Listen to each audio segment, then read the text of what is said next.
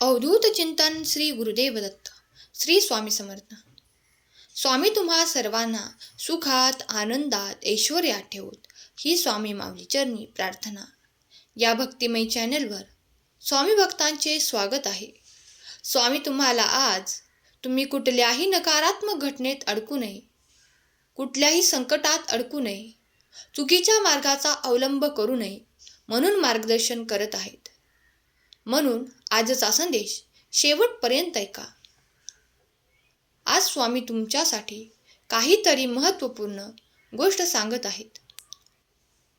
तुम्हाला मिळणाऱ्या यशावर कृती करणारे, प्रशंसा करणारे फार कमी लोक असतात, पण तुमचे यश पाहून तुमच्यावर जळणारे लोक खूप असतात.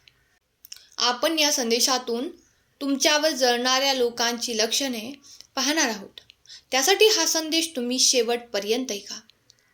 काही लोक आपल्या कर्तृत्वात कमी करतात. काही लोक असतात ज्यांच्याकडे आत्मसन्मान कमी असतो. स्वतःबद्दल चांगलं त्यांना वाटत नसतं. नाहीतर लोकांचे कर्तृत्व किंवा यश पाहून त्यांना धोका वाटू लागतो. आपल्यावर जळणारा माणूस कधीही कबूल करणार नाही की आपण चांगले करत आहोत. खरं तर ते आपले यश आणि ज्या गोष्टींचा आपल्याला अभिमान आहे अशा गोष्टी त्यांना आवडत नाहीत. आपल्या यशाबद्दल ते आपले कधीही अभिनंदन करत नाहीत. अभिनंदन करण्याऐवजी डिमोटिवेट करतात. ते आपल्याबद्दल वाईट बोलतात. त्यामुळे अशा लोकांपासून दूर राहा. वाईट लोकांपासून आपण कायम सावध राहिले पाहिजे.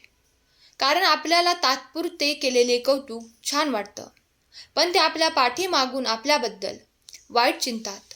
जेव्हा आपल्याला मान सन्मान मिळतो, कोणी आपल्याबद्दल छान बोलतो, पण इतकं चांगलं आपल्याला मान मिळाल्याबद्दल वाटतं की खूप जास्त आपल्याला मान मिळाला आहे, पण त्या लोकांना वाईट वाटते. त्यामुळे तिप्पट पटीने आपला ते अपमान करत राहतात. जेव्हा कुठे अपमान होतो तेव्हा त्यांना बरे वाटते, पण तुम्ही कधीही कोणाला अपमानित करू नका. आणि जेव्हा कुठे आपला अपमान होतो तेव्हा आपल्याला अपमानित केले जातं तेव्हा आपल्याला पण खूप राग येतो आणि यायलाच पाहिजे. जर आपला अपमान झाला तर राग येणे स्वाभाविक आहे. राग चांगल्या कामामध्ये लावला पाहिजे. अपमान झाला आहे त्या कमीला भरण्यासाठी आपला राग योग्य कामात लावा. अपमान झाल्यावर खचून जाऊ नका, टेन्शन घेऊ नका. सतत अपमान झालाय त्याचाच विचार तुम्ही करत राहतात. माझा अपमान झालाय, माझा अपमान झालाय असे गावभर तुम्ही म्हणत हिंडत राहता. माझा अपमान झाला असा विचार करून सतत रागराग करत असतात. एवढा विचार करता तिथे स्वतःला संपवायच्या गोष्टी करायला लागतात आणि मग ते स्वतःला संपवतात. नाहीतर ज्यांनी आपला अपमान केला त्यांना संपवण्याचा कट रचतात. अरे काय होईल त्यांना संपवून, स्वतःला संपवून? त्याला वाईट वाटेल का? त्यांनी केलेल्या अपमानाबद्दल त्याला पश्चाताप होईल का? नाही ना. मग नकारात्मक घटना तुम्ही कशाला स्वतःच्या जीवनात आणण्यासाठी विचार करता? अशा खूप साऱ्या घटना, नकारात्मक घटना जीवनात घडत आहेत. त्यामुळे असा प्रश्न उपस्थित होतो की लोक करतात तरी काय? यांना भीती नसेल का वाटत?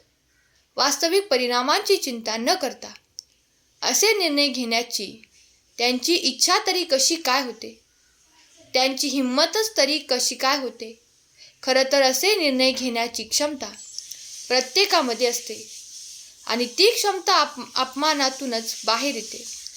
काही पण करण्याची इच्छा, मी हे करू शकतो, पण खरं तर बघायला गेलं तर अपमान झाल्यावर बदला घेण्याची इच्छा निर्माण होते आणि तोच विचार करून राग येतो. जर स्वतःमध्ये काही चांगलं करण्यासाठी इच्छा असेल तर तुमचा विकास होईल. स्वतः चांगले करण्यासाठी चांगले कर्म करा. काहीतरी विकासच होईल, काहीतरी चांगलंच होईल. पण दुर्दैवाने तसं घडत नाही. सगळ्यांना वाटतं की अपमानाच्या बदल्यात अपमान करणं योग्य आहे. राग कोणावरही काढू शकतो. कोणालाही नकारात्मक करू नका. कोणाचा जीव घेणं जोक नाही. मात्र तोच राग जर काहीतरी चांगलं करण्यासाठी लावला तर तुमचे कल्याण होईल. त्यामुळे अपमान झाल्यावर खचू नका, दुःखी होऊ नका. राग आला तर येऊ द्या, थोडा वेळ राहील, नंतर निघून जाईल. पण बदला घ्या, पण असा घ्या की समोरचा अपमान करणाऱ्याला लाज वाटली पाहिजे. आयुष्यात असं काहीतरी करून दाखवा ज्याने तुमच्या ज्या गोष्टीमुळे अपमान केला ती गोष्ट स्वतःमध्ये निर्माण करा. याहून मोठा बदला असूच शकत नाही. अपमान करणाऱ्याची हार असू शकत नाही. अमेरिकेने भारताला महासंगणक देण्यास नकार दिला. त्या अपमानातून भारताने परमसंगणक बनवला. एक पेट्रोल पंपावर काम करणाऱ्या एका मुलाने त्याच्या मालकाने अपमानित करून हकलून दिले म्हणून तो मुलगा म्हणाला, आज जातोय, यानंतर येईन तेव्हा मोठा उद्योगपती बनून येईल. आणि काही वर्षांनी तो मुलगा परत आला आणि बोलला, ओळखलं का मला? तुम्ही मला अपमानित करून हकलून दिलं होतं. तो दुसरा तिसरा कोणी नसून रिलायन्स समूहाचा मालक आहे अशी स्वतःची ओळख करून देतो. त्यामुळे आपल्या अपमानातून काहीतरी करून दाखवा ज्याने समोरच्या व्यक्तीला मान खाली घालावी लागेल. थकून जाऊ नका, दुःखी होऊ नका, राग मानू नका, तर स्वतःला मजबूतीने उभे करा. साधेपणासाठी ओळखले तुम्ही जाल. खूप काही महत्त्वाचे कर्तृत्व करा. कर्तृत्वाने तुम्ही ओळखले जाल. आयुष्यात तुम्हाला कोणीही हरवू शकणार नाही.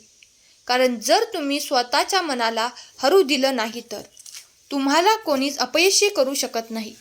स्वतःवरती विश्वास ठेवा. मनातली भीती संपवा. यशस्वी तुम्हीच राहणार आहात. त्यासाठी फक्त स्वतःवरती विश्वास ठेवा. आयुष्यातील येणारे दिवस हे खूप सुंदर आहेत. लोक फक्त तुम्हाला काय म्हणतात याचा विचार तुम्ही करणे सोडून द्या. त्रासदायक लोकांना हँडल करणे तुम्ही शिकून जाल. बरेच लोक आपल्या आयुष्यात निगेटिव्ह असतात आणि ते आपले मनाचे खच्चीकरण करत असतात, त्रास देत असतात. त्यांना सरळ सरळ हँडल करायला शिका. कारण तुम्हाला ते करणे गरजेचे आहे. स्वतःला कुठल्याही गोष्टीचा त्रास करून घेऊ नका. आज तुझ्याजवळ जे काय आहे ते सर्वांना दाखवत फिरू नकोस. 100% त्या गोष्टीचा गैरवापर लोक करतील. माणसांबद्दल चुकूनही कपटी भावना ठेवू नका. लोकांजवळ आपले मत व्यक्त करू नका. सांगायचेच असेल तर स्वामींना सांगा. कोणाच्याही मागे मागे तुम्ही करू नका. आणि आपला मान तुम्ही स्वतः मिळवू शकता. आपल्याला आपल्या स्वयंकर्तृत्वावरती आणि आपल्या आयुष्यातील दिवस आनंदाने घालवू शकता. स्वतःवरती विश्वास ठेवा. भगवंतावरती विश्वास ठेवा. आपल्या पाठीशी कायम स्वामी आहेत.